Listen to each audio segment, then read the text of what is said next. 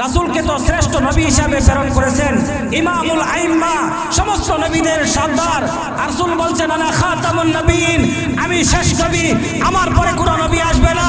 সম্মানিত হাজিরিন, যদি জাবুর কিতাব চলে, জাবুরের নবী যিনি আছেন তার হুকুম যদি বাস্তবায়িত হয়, আর উম্মতেরা যদি থাকে ঈসা আলাইহিস সালামের বা উম্মত যারা, তারা যদি ঈসা নবীকে দাবি করে, তাওরাতুল্লাহ যদি মুসা আলাইহিস সালামকে দাবি করে, তাহলে এই জামানার ভিতরে আকায়ে নামদার তাজদার মদিনা মুহাম্মদ রাসূলুল্লাহ সাল্লাল্লাহু আলাইহি ওয়াসাল্লাম যে শ্রেষ্ঠ নবী, এটা প্রমাণ করা সম্ভব হবে না, এটাকে প্রাধান্য দেওয়া সম্ভব হবে না। আল্লাহ তাআলার ইচ্ছা হলো এই জামানার ভিতরে মুহাম্মদ সাল্লাল্লাহু আলাইহি সাল্লাম তিনি শ্রেষ্ঠ নবী, তার উপরে কোনো নবী নাই, তার উপরে যে কোরআন নাজিল করেছেন শ্রেষ্ঠ কিতাব, তার উপরে কোনো কিতাব নাই। উম্মতে মুহাম্মাদি শ্রেষ্ঠ উম্মত, তার উপরে কোনো উম্মত নাই। এই জন্য আল্লাহ তাআলা কোরআনের হেফাজতের জিম্মাদারি নিয়েছেন, তাওরাতের হেফাজতের জিম্মাদারি নেন নাই, ইনজিলের হেফাজতের জিম্মাদারি নেন নাই, জাবরের হেফাজতের জিম্মাদারিও নেন নাই। আমরাই শ্রেষ্ঠ, আমরাই কি শ্রেষ্ঠ। হযরত ইদ্রিস আলাইহিস সালাতু ওয়াস সালামের উপর আল্লাহ তাআলা ওহী নাজিল করলেন, ও ইদ্রিস, আপনার যত উম্মত আছে সমস্ত উম্মত যে পরিমাণ নেকের কাজ করবে ওই পরিমাণ সওয়াব আপনার আমলনামায় দেওয়া হবে। তখন ইদ্রিস আলাইহিস সালাতু ওয়াস সালাম জিবরিল আলাইহিস সালামকে বললেন, ভাই জিবরাইল, আল্লাহ তো এই হুকুম আমার উপর নাজিল করেছেন, এখন আমার হায়াতটা তো জানা দরকার, কয় বছর হায়াত আছে। তখন হযরত জিবরিল আলাইহিস সালাতু ওয়াস সালাম বললেন, ভাই ইদ্রিস, এটা তো আজরাইলের ব্যাপার, চলেন আমার সাথে আজরাইলের কাছে যাই। আজরাইলের কাছে যাওয়ার পরে জিবরিল আলাইহিস সালাম বলতেছেন, ভাই আজরাইল, আল্লাহ তাআলা তো হযরত ইদ্রিস আলাইহিস সালাতু ওয়াস সালামের উপর ওহী নাজিল করেছেন যে আপনার যত উম্মত আছে সমস্ত উম্মত যে পরিমাণ নেক আমল করবে ওই পরিমাণ সব আপনার আমলনামায় দেওয়া হবে। এই জন্য তিনি জানতে চাইছেন তার হায়াত কয়দিন বাকি আছে। আজরাইল আলাইহিস সালাম বলেন, আল্লাহ তাআলা তো আমাকে হুকুম করছেন ইদ্রিসের জান কবজ করার জন্য। কার জান কবজ করার জন্য? ইদ্রিস আলাইহিস সালামের জান কবজ করার জন্য। ইদ্রিস কোথায়? এই যে আপনার কাছে জান কবজ করছে। জান কবজ করার পরে তারা জীবিত করছে। আবার জীবিত করার পরে ইদ্রিস আলাইহিস সালাতু ওয়াস সালাম জান্নাতে গেছেন। জান্নাতে যাওয়ার পরে ভিতরে ঢুকতে পারেন নাই, দরজার ভিতরে যে আওয়াজ করতেছেন, কে ভিতরে আসো, দরজা খুলো, এটা কার জান্নাত? ভিতর থেকে আওয়াজ আসছে, এটা তো ইদ্রিস আলাইহিস সালাতু ওয়াস সালামের জান্নাত।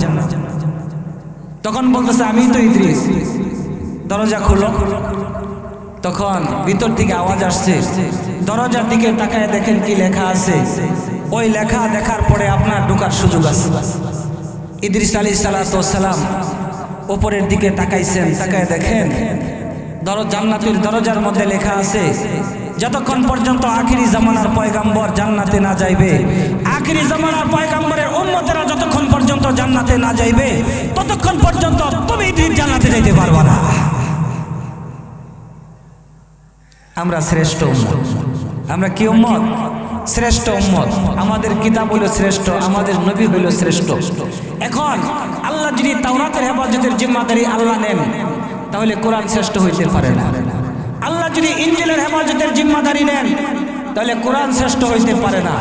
আল্লাহ যদি জাবুরের হেফাজতের জিম্মাদারি নেন, কোরআন শ্রেষ্ঠ হইতে পারে না। এই জন্য আল্লাহ তাআলা কোনোটারই জিম্মাদারি নেন নাই, একমাত্র কোরআনের হেফাজতের জিম্মাদারি নিয়েছেন। আল্লাহ বলেন, আমি কোরআনকে নাজিল করেছি, কোরআনের হেফাজতের জিম্মাদারি আমি আল্লাহ, আমি হেফাজত করব। সুবহানাল্লাহ। সম্মানিত হাজিরিন, কোরআন যারা পড়ে তাদের মুখ থেকে জান্নাতের ঘ্রাণ বের হয়। সুবহানাল্লাহ। আমরা কিন্তু বুঝি না, বুঝি না কি? আমরা বুঝি না। কারি আসেম রহমাতুল্লাহ আলাইহি, তিনি মসজিদে নববীর ইমাম ছিলেন। দীর্ঘ 70 বছর পর্যন্ত তিনি কোরআন তেলাওয়াত করছেন, ছাত্রদেরকে পড়াইছেন। একদিন তার ছাত্ররা বলতেছেন, হযরত, আপনার মুখ থেকে যে ঘ্রাণ আসতেছে, এই গ্রামটা, এই আতরটা আপনি কোথায় থেকে ব্যবহার করেন? আপনি কোথায় থেকে ক্রয় করেছেন? কোন দোকান থেকে ক্রয় করছেন? কোন ফ্যাক্টরিতে এটা উৎপন্ন হয়? বললে আমরা একটু ক্রয় করতাম। আসেম রহমাতুল্লাহ আলাইহি বলেন, আল্লাহর কসম করে বলি, আমি কোনোদিন আতর ব্যবহার করি না। কোনো দিনও তো আতর ব্যবহার করি না। আসেম রহমতুল্লাহ আলাই বলার পরে ছাত্ররা বলতেছেন, বলেন কি আপনার মুখ থেকে তো জান্নাতের গ্রান বের হয়, এমন খুশবু তো দুনিয়াতে পাওয়া যায় না, একটু বলেন কোথায় থেকে পাওয়া যায়। আসেম রহমতুল্লাহ আলাই বলেন যে আমি আতর ব্যবহার করি না, তবে আমার মুখ থেকে যে একটা সুগন্ধির ঘ্রাণ আসে এটার একটা প্রেক্ষাপট আছে। সেই প্রেক্ষাপটটা ছাত্ররা বলতেছেন, হযরত বলেন সেই প্রেক্ষাপটটা কি। আসেম রহমতুল্লাহ আলাই বলেন যে আমি একদিন ঘুমের মধ্যে ছিলাম। আমি যখন ঘুমাইতেছিলাম, আমি ঘুমের মধ্যে দেখি কে জানি আমাকে ঘুমের মধ্যে ডাকতেছে, আসেম ওঠো, আসেম ঘুম থেকে উঠো, আমাকে ডাকতেছে। আমি ঘুম থেকে জাগ্রত হয়ে দেখি আকায়ে নামদার তাজেদার মদিনা মুহাম্মদ রাসূলুল্লাহ সাল্লাল্লাহু আলাইহি সাল্লাম স্বয়ং আমাকে ডাকতেছেন। সুবহানাল্লাহ, কে ডাকতেছেন? আকায়ে নামদার তাজেদার মদিনা মুহাম্মদ রাসূলুল্লাহ সাল্লাল্লাহু আলাইহি সাল্লাম আমাকে ডাকতেছেন। আমি বললাম, ইয়া রাসূলুল্লাহ আপনি এখানে? আল্লাহ রাসূল বলেন, আসেম আমি রোজার ভিতরে থাকতে পারলাম না, আমার রোজা থাকা আমার জন্য কষ্টদায়ক হইতেছিল, আমার শান্তি বোধ হচ্ছিল না। আমাকে যেন কে জানি প্রতি মুহূর্ত বলতেছিল যে তোমার কাছে আসার জন্য আমি আসছি, আসেম তোমার কাছে আসছি, তোমাকে আমার বুকটা তোমার বুকের সাথে মিলানোর জন্য। ও আসেম আমি মুহাম্মদ রাসূলুল্লাহ আসছি আমার ঠোঁটটাকে তোমার ঠোঁটের সাথে মিলানোর জন্য, আমার এই দুধটা ঠোঁট দিয়ে তোমার ঠোঁটের ভিতরে চুমা খাওয়ার জন্য আমি আসছি। আমি রোজার আধারের ভিতরে থাকতে আমি পারতেছিলাম না। আমি যখন আসলাম, আসার পরে দেখি আসিম তুমি ঘুমন্ত, এই জন্য আমি মুহাম্মদ রাসূলুল্লাহ আমি তোমাকে ডাকতেছিলাম, ও আসিম তুমি ঘুম থেকে উঠো, ও আসিম তুমি ঘুম থেকে উঠো, ও আসিম তুমি ঘুম থেকে উঠো, আমি তোমাকে বারবার ডাকতেছিলাম। আসিম রহমতুল্লাহ আলাইহি বলেন, আমি ঘুম থেকে জাগ্রত হওয়ার পরে আল্লাহ রাসূল সাল্লাল্লাহু আলাইহি ওয়াসাল্লাম বলেন, ও আসিম তুমি তোমার জীবনটাকে কোরআনের পিছনে ব্যয় করেছ, তুমি তোমার জীবনটাকে কোরআন তেলাওয়াতের পিছনে ব্যয় করেছ, তুমি তোমার জীবনটাকে কোরআন মশকের পিছনে ব্যয় করেছ, তুমি তোমার জীবনটাকে ছাত্রদেরকে কোরআন তেলাওয়াত করাইয়া ব্যয় করেছ, তুমি তোমার জীবনটাকে কোরআনের মতো তুমি ধারণ করেছ। এই জন্য আমি মুহাম্মদ রাসূলুল্লাহ সাল্লাল্লাহু আলাইহি ওয়াসাল্লাম আসছি যে ঠোঁট দিয়া তুমি কোরআন তেলাওয়াত করো, সেই ঠোঁটের ভিতরে চুমা খাওয়ার জন্য। আসো আসো আসেন, তাড়াতাড়ি আসো, আমার বুকের সাথে জড়ায় ধরো, আমার বুকের মধ্যে আসো। রাসূল সাল্লাল্লাহু আলাইহি ওয়াসাল্লাম আসেম রহমাতুল্লাহ আলাইকে বুকের সাথে জড়ায় ধরে দুই ঠোঁটের ভিতরে চুমা খাইছেন। আসেম রহমাতুল্লাহ আলাই বলেন, রাসূল যেদিন থেকে আমার দুইটা ঠোঁটের ভিতরে চুমা খাইছেন, ওই দিন থেকে আমার মুখ থেকে জান্নাতের খুশবু বের হইতেছে। সুবহানাল্লাহ, জান্নাতের খুশবু বের হইতেছে, আছে খুশবু।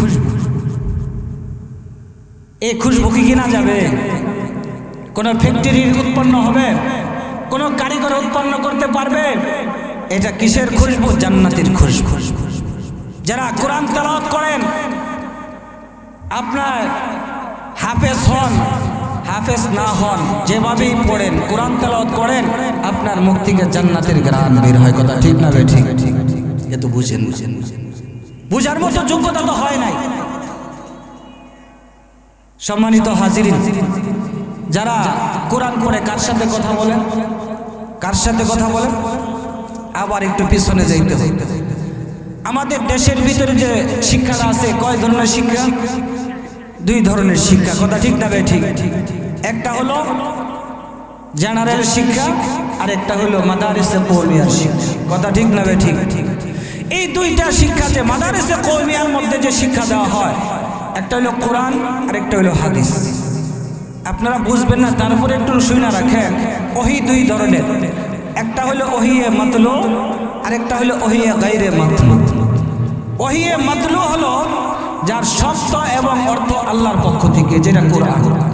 আর ওহিয়ে গায়রে মাতলু হলো যেটা অর্থ আল্লাহর পক্ষ থেকে, শব্দ রাসূলের পক্ষ থেকে, সেটা হলো হাদিস। হাদিস যারা পড়ে এরাও আল্লাহর সাথে কথা বলে, যারা কোরআন পড়ে এরাও আল্লাহর সাথে কথা বলে। কথা ঠিক না বেঠিক? এটা হলো ওহী। আরেকটা শিক্ষা হলো বাংলা শিক্ষা, অঙ্ক শিক্ষা, ইংরেজি শিক্ষা, ইতিহাস শিক্ষা। সম্মানিত হাজিরিন, আপনি বাংলার যে আবিষ্কার করেছে, এই বাংলার আবিষ্কারকের দিকে লক্ষ্য করলে দেখবেন হয়তো বাংলার আবিষ্কারক একজন মুসলমান হতে পারে, একজন খ্রিস্টান হতে পারে, একজন কাফের হতে পারে, একজন বেঈমান হতে পারে, একজন হিন্দু হতে পারে। কথা ঠিক না বেঠিক? ইংরেজির আবিষ্কারক একজন মুসলমান হতে পারে, একজন ইহুদি হতে পারে, একজন নাসারা হতে পারে, একজন বৌদ্ধ হতে পারে। তদ্রূপভাবে গণিতের আবিষ্কারক একজন মুসলমান হতে পারে, একজন মুসলমান হতে নাও পারে। কথা ঠিক না বেঠিক? সুতরাং এটা যিনি শুরু করেছেন তার ব্যাপারে আমরা সন্দিহান, সে মুসলমান হতে পারে, মুসলমান নাও হতে পারে। কিন্তু যারা এই মাদারিসে কওমিয়ার মধ্যে পড়াশোনা করে, যারা কোরআন পড়ে, এই কোরআন যার কাছে পড়লো তিনি হলেন আলেম, তিনি যার কাছে পড়লেন তিনি হলেন আলেম, না হয় হাফেজ, তার উস্তাদ একজন আলেম, না হয় হাফেজ, তার উস্তাদ একজন আলেম, না হয় একজন হাফেজ। এরকম করে পড়তে পড়তে দেখা যাবে এর উস্তাদ হলো একজন তাবিঈন, তার উস্তাদ হলো একজন সাহাবী, সাহাবীর উস্তাদ হলো মুহাম্মদ রাসূলুল্লাহ, মুহাম্মদ রাসূলুল্লাহ সাল্লাল্লাহু আলাইহি ওয়াসাল্লামের কাছে কোরআনটা এনেছেন হযরত জিবরাইল আমিন আলাইহিস সালাতু ওয়াস সালাম, জিবরাইলের কাছে তেলাওয়াত করেছেন আল্লাহ তাআলা। কথা ঠিক না বেঠিক? একজন হাফেজে কোরআনের উস্তাদ হলো স্বয়ং আল্লাহ তাআলা, একজন আলেমের উস্তাদ হলো স্বয়ং আল্লাহ তাআলা, কোরআনের প্রথম হাফেজ হলেন আল্লাহ তাআলা। সুতরাং যদি জমিনের ভিতরে কেউ কোরআন তেলাওয়াত করে স্বয়ং আল্লাহর সাথে সে কথা বলতে থাকে। কথা ঠিক না বেঠিক? আল্লাহর এক ওলি তিনি নামাজ পড়েন, নামাজ যখন পড়েন ঘন্টাকে ঘন্টা তিনি নামাজ পড়েন, কয়েক ঘন্টা চলে যায় নামাজের ভিতরে, দুর্বলতা আসে না। কিন্তু যখন নামাজ না পড়ে তখন ওযু করতে পারে না, একা ঢিলাও ব্যবহার করতে পারে না, খানারও ব্যবস্থা করতে পারে না, কোনো কিছুই পারে না, দুর্বল, চলতেও পারে না। কিন্তু যখন নামাজের মধ্যে দাঁড়ায় তখন ঘন্টাকে ঘন্টা নামাজ পড়ে। তার খাদেম বলতেছে যে হুজুর আপনি দাঁড়াইতে পারেন না, লড়তে পারেন না, চড়তে পারেন না, কিন্তু নামাজের মধ্যে দাঁড়ায় যে আপনি ঘন্টাকে ঘন্টা নামাজ পড়েন, এই শক্তি কোথায় পান আপনি?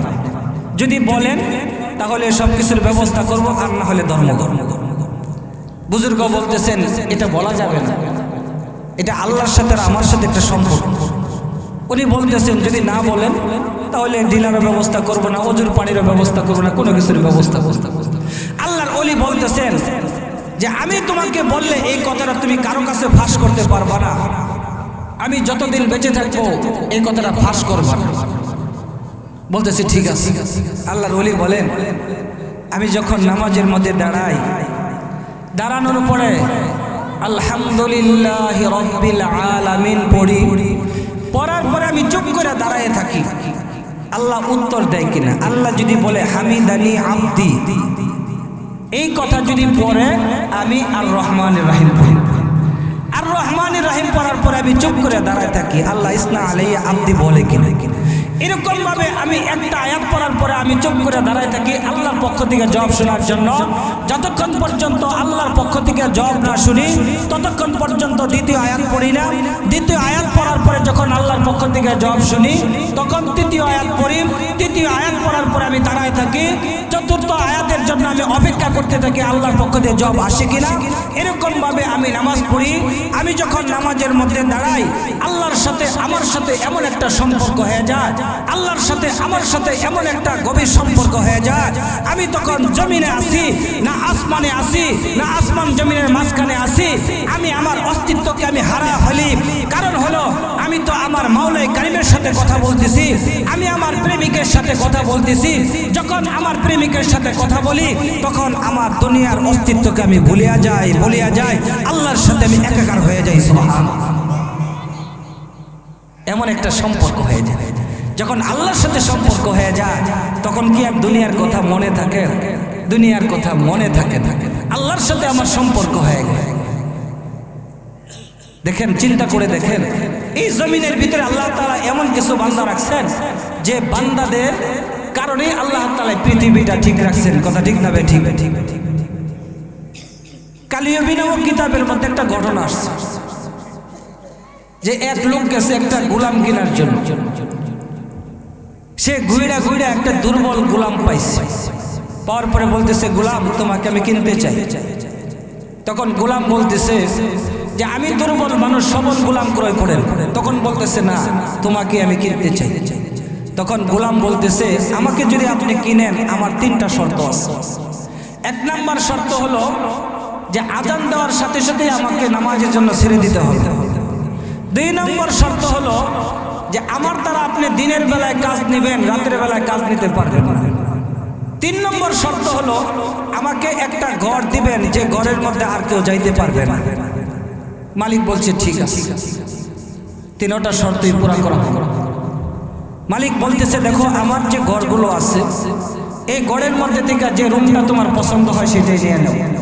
গোলাম খুঁজে খুঁজে একটা ভাঙ্গা ঘর পছন্দ করছে। মালিক বলতেছে, তুমি কি ভাঙ্গা ঘরটাই পছন্দ করলা? গোলাম বলতেছে, তোমার দৃষ্টিতে ঘর ভাঙ্গা হতে পারে, আল্লাহর জিকিরের দ্বারা ঘর আবার হয়ে যাবে। সুবহানাল্লাহ। কার জিকিরের দ্বারা? আল্লাহর জিকিরের দ্বারায় ভাঙ্গা ঘর আবাদ হয়ে যাবে। গোলাম আজান দেওয়ার সাথে সাথে নামাজে চলে যায়। দিনের বেলা গোলাম মালিকের খেদমত করে, রাত্রের বেলা ওই ঘরের ভিতরে ইবাদত করে। মালিক একদিন চিন্তা করতেছে, এই গোলাম ঘরের মধ্যে কি করে দেখি। রাত 12টার দিক দিয়ে আনুমানিক মালিক যায় দেখে গোলাম সেজদায় পড়ে বলতেছে, আল্লাহ আমার তো 2জন মালিক, একজন মালিকের জন্য দিনের বেলায় সময় ব্যয় করি, আরেকজন মালিকের তুমি মালিক, তোমার জন্য রাত্রের সময়টুকু পাই ব্যয় করি। আল্লাহ আমার যদি 2জন মালিক না থাকতো, একজন মালিক যদি থাকতো, তাহলে আমি পুরা সময়টা তুমি মালিকের জন্য ব্যয় করতাম। এভাবে কাঁদতেছে, আর আসমান থেকে একটা নূরের রোশনি তার সিনার ভিতরে লেগে গেছে। সুবহানাল্লাহ। লাইটের ফোকাস উপর দিকে দিলে একটা আলো দেখা যায় না, ওই আসমান থেকে একটা আলোর রোশনি তার সিনার মধ্যে লাগা আছে। আর সে আল্লাহর জিকির করতেছে। কবি এক কবিতার মধ্যে বলেন, আল্লাহ আল্লাহ क्या मुबारक नाम है, अल्लाह अल्लाह क्या मुबारक नाम है, अल्लाह अल्लाह आशिकों का कम है, अल्लाह अल्लाह आशिकों का कम है।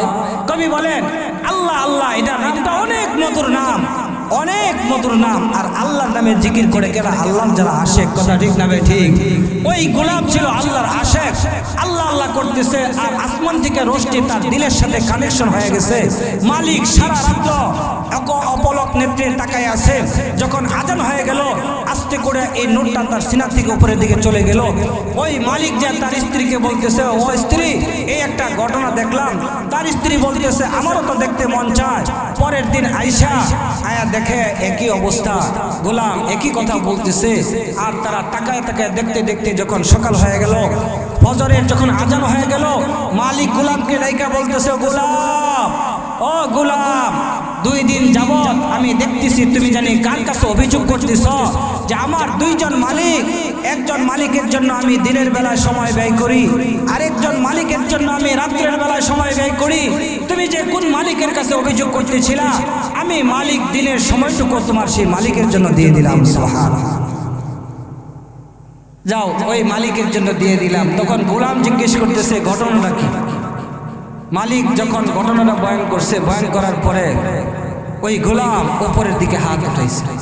হাত উঠানোর পরে বলতেছে, মালিক আমি তো তোমার কাছে আমানত রেখেছিলাম, তোমার আর আমার যে একটা প্রেমের সম্পর্ক, তোমার আমার সাথে যে আশেক মাসুকের সম্পর্ক, এটা আমি আর তোমার মধ্যেই থাকবে, আর এটা যেন কেউ প্রকাশ না পায়।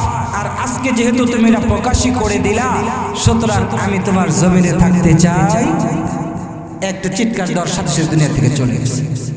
আল্লাহ তাআলা জমিনকে টিকায় রাখছেন আল্লাহর কিছু আশিকের কারণে। আল্লাহর প্রিয় কিছু বান্দা আছে জমিনের ভিতরে, এই প্রিয় বান্দাদের কারণে আল্লাহ তাআলা জমিনকে টিকায় রাখছেন। কথা ঠিক না ঠিক? সম্মানিত হাজিরিন, আমি 4টা পয়েন্টের উপর আলোচনা করব বলছিলাম। 1 নম্বর আলোচনা করেছি যে কোরআনকে আল্লাহ তাআলা হেফাজতের জিম্মাদারি কেন নিলেন, বাকি নিলেন না কেন। 2 নম্বর আলোচনা বলেছিলাম যে যারা কোরআন তেলাওয়াত করে তাদের মুখ থেকে জান্নাতের ঘ্রাণ বের হয়। কথা ঠিক না ঠিক? আর 3 নম্বর আলোচনাটা হলো এই কোরআন 10 জন মানুষকে সুপারিশ করে জান্নাতে নেবে। এরা 10 জন কে কে? কোন ব্যক্তিদেরকে জান্নাতে নেবে? সম্মানিত হাজিরিন, আমাদের এই এলাকার ভিতরে যদি একজন সচিব হয়, পড়াশোনা করে সচিব হয়, তখন আমরা এই এর অভ্যর্থনা দিই না আর বলি জাতির শ্রেষ্ঠ সন্তান। কি বলি? জাতির শ্রেষ্ঠ সন্তান অমুক তমুক। এই কথাটা আসলে কি সত্য? এই যে আমরা যে একজনের বড় চাকরি পাইলে, মন্ত্রী হইলে, এমপি হইলে, চেয়ারম্যান হইলে আমরা বলি জাতির শ্রেষ্ঠ সন্তান, এই কথা কি ঠিক? কেন ঠিক না? একজন সচিব মনে করেন, সচিব হওয়ার পরে সচিবালয়ে যখন চাকরি করে তখন কি বাবা মার খোঁজ নেয়? বাবা মার খোঁজ নেয়? ভাইয়ের খোঁজ নেয়? বোনের খোঁজ নেয়? শ্বশুর বাড়ির খোঁজ নেয়। কার খোঁজ নেয়? শ্বশুর বাড়ির খোঁজ নেয়, শ্বশুরের খোঁজ নেয়, শাশুড়ির খোঁজ নেয়, শালির খোঁজ নেয়, সম্বন্ধীর খোঁজ নেয়, কিন্তু বাবার খোঁজ নেয় না, মায়ের খোঁজ নেয় না, বোনের খোঁজ নেয় না। যে সন্তানটা বাবার কাছে আদর্শবান না, শ্রেষ্ঠ নয়, যে সন্তানটা মায়ের কাছে শ্রেষ্ঠ হয় না, যে সন্তানটা ভাইয়ের কাছে শ্রেষ্ঠ ভাই হতে পারে না, যে ছেলেটা বোনের কাছে শ্রেষ্ঠ ভাই হতে পারে না, ওই ছেলেটা আদর্শবান ছেলে হতে পারে না। এই জমিনের ভিতরে আদর্শবান ছেলে হলো আলেমে হক্কানি হাফেজে কুরআন। কথা ঠিক না বেঠে?